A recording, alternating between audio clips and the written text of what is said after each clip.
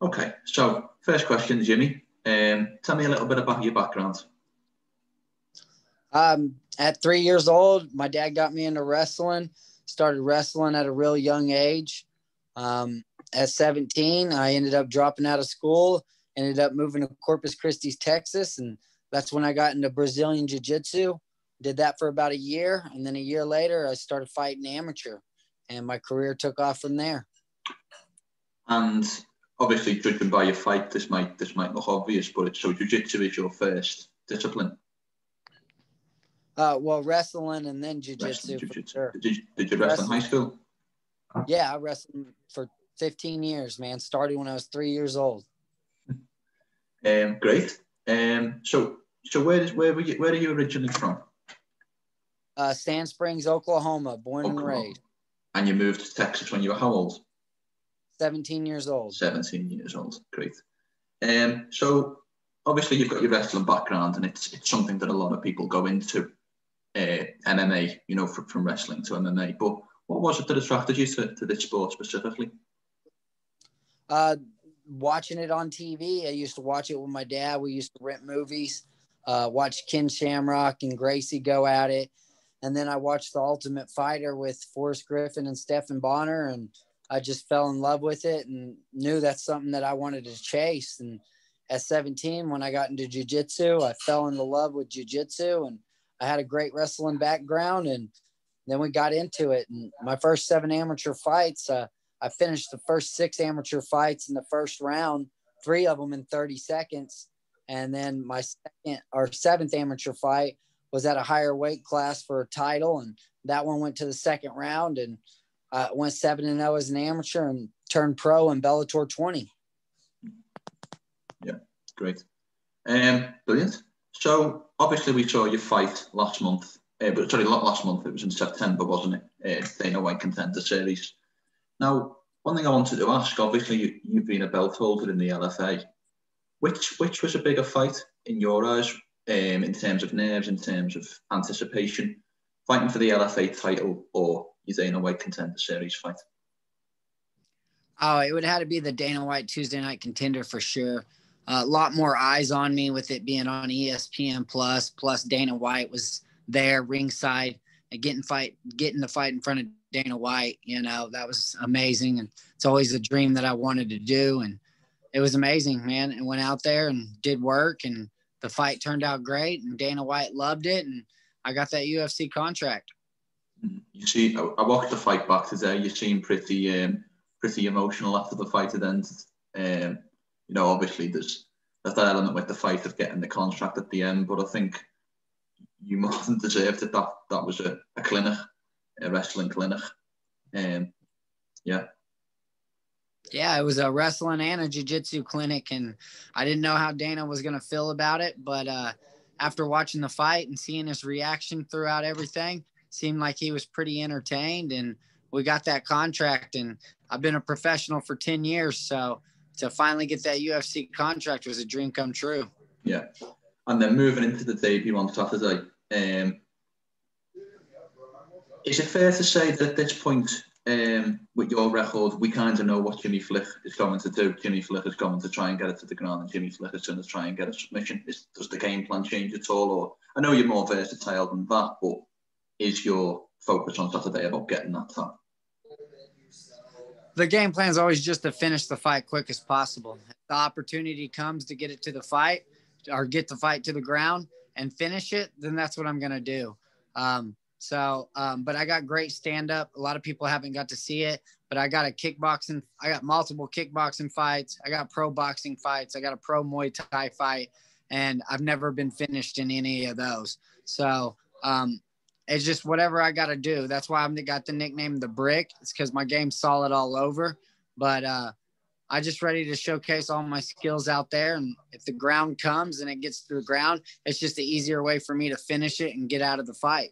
Yeah, that was my last question, actually. We've already got that one in there. So is that where the nickname The Brick comes from? Yeah. All over? My game's solid all over like a brick. How long, if you don't mind me asking, how long have you had that nickname? I got it probably early in my professional career, we were just talking about nicknames, and somebody was just talking about I had a well-rounded game, and that Jimmy the Brick Flick sounded good, and so we went with it, and Jimmy the Brick Flick it is. Yeah, yeah. I think it might be one of the best on the card, to be honest. So obviously, it's just something I've spoken to a few fighters about. The idea of training in COVID. It's a question you probably been asked a dozen times the last couple of weeks. But I suppose the difference I maybe wanted to add was your training in these COVID quarantine difficulties, but you're training for the biggest fight of your life. I think that's fair to say. How has it been difficult to manage? And what's been the experience of that? No, it's been great, man. It really hasn't affected me much. I've been busy at work. I work at Tulsa Plastic Company, which we make all the shields and deal with plastic and making the protective shields and everything for people. So we've been pretty busy. And the last couple of weeks, though, they let me off work where I could focus on training. And Oklahoma, we've been pretty much open. The gyms have been opened.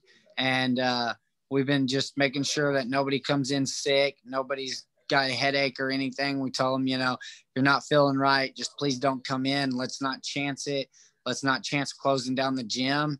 And we've been open up for a while now, and everything's been great. Training's been great. And I can't wait to go out there Saturday night and put on a show. Great. So no major difficulties other than, you know, as you say, slightly more restrictive, but no massive changes. Is that fair to say?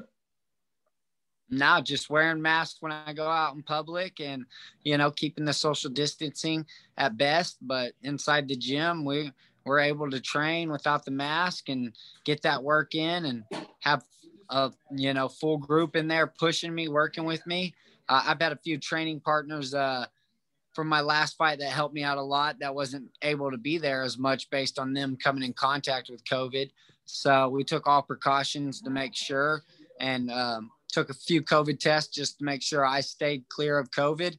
And it's been great. Great. Now, my next question I wanted to talk to you about. Of your 15 wins, you have 13 by submission, but 7 of those submissions, more than half, are by arm triangle. Is there something specific about the arm triangle that works for you, or is there a specific reason? Do you just feel good at it? Tell me a little bit about that. I'm just really good at it, man. Once I lock it up, it's it. I don't know if I actually have 7 because I actually have like 4 Von Flick chokes, which is the Von Flu choke. But a lot of the companies just considered it a head and arm because they didn't know what it was. So actually on my record, I should have 4 Von Flu chokes on there. I call it the Von Flick choke. And but I also do have quite a few head and arms. I had head and arms as an amateur as well. And it's just a choke that I love. And when I lock it up, I can finish it. Yeah. Sorry, but I wasn't entirely sure about that. As you say, on your record, there's no mention of the Von Flu, but it's one of them submissions that kind of gets overlooked a little bit, doesn't it? Yeah, it gets overlooked a lot, and a lot of people don't know what it is. So, you know, announcers and commission just assume it's the head and arm choke. And that's why it says I have so many head and arm chokes. I do have quite a few head and arm chokes, but I have that Von Flick choke as well. I've got arm bars. I've got triangles. Kind of done it all in my submission game, and just got my black belt after that last fight, and looking to showcase my skills again Saturday night. Now, this is probably one of the meatier questions I wanted to maybe ask you. So a couple of weeks ago, 255, we saw Brandon Moreno and Brandon Royval fight for what I think was considered the number 1 contenders fight. They were the 2 previous LFA champs before you. So my question and next one I'll ask would be, what do you think that says about your pedigree being an LFA champ, just the same as them? And how far away do you think you are from a fight like that? It says a lot, especially for us all being LFA champs. And Brandon Royval won it in 23 seconds. I won it in 38 seconds. So we got the 2 fastest finishes in LFA history. And that's a fight I'm looking forward to getting in the future. He started off in the UFC with a ranked opponent, and he bumped up pretty quick. So I'm hoping I can go out there Saturday night, put on a great show, put Cody Durden away, and then hopefully get me a top 15 opponent in my next UFC fight. Is that what you want next? You want a top 15 after this fight?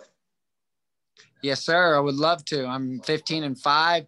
Like you said, I won the LFA title. I've won 3 fights this year, looking to win my 4th. I've got 20 fights altogether as a professional.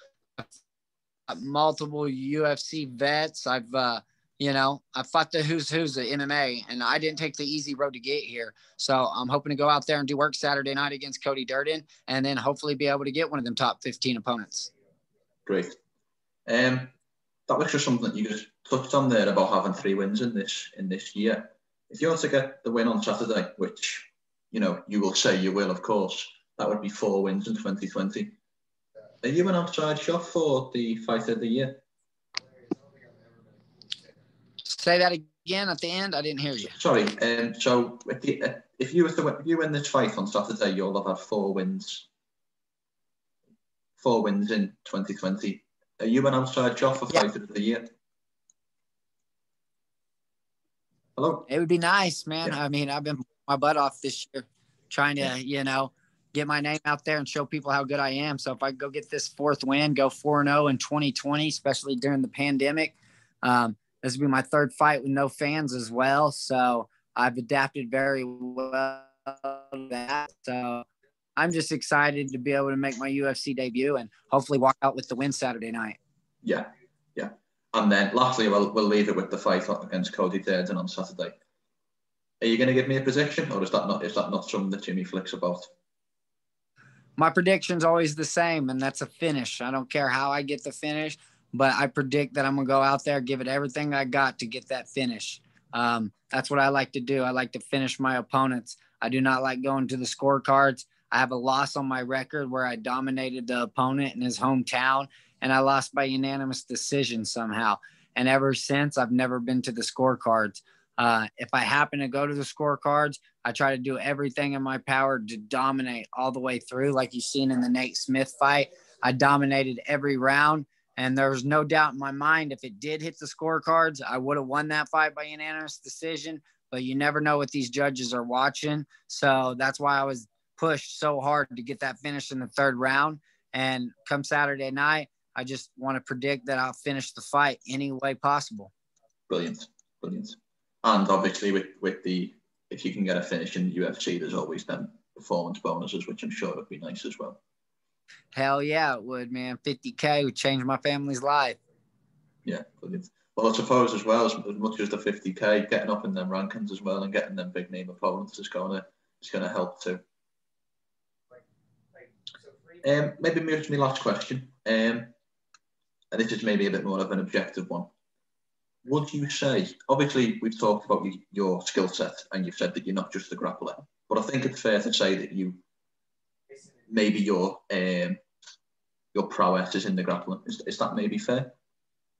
Oh yeah, most definitely. I mean, you look at my record and I like to grapple, man, but I like to stand up too. It's just when opportunities come and you just got to do what's best, man. And if it's not broke, don't fix it. Yeah. And so my last question would be, do you think you're the best grappler in the flyweight division? 100%. I think I'm the best grappler in the flyweight division. I think I can submit anybody in the flyweight division. Starting with Cody Durden on Saturday. Yes, sir. Great. Well, that's all I wanted to say. I'll pause the recording now if that's okay. Yes, sir. I appreciate you having me on. Thank you. 1 second, I'll just pause this.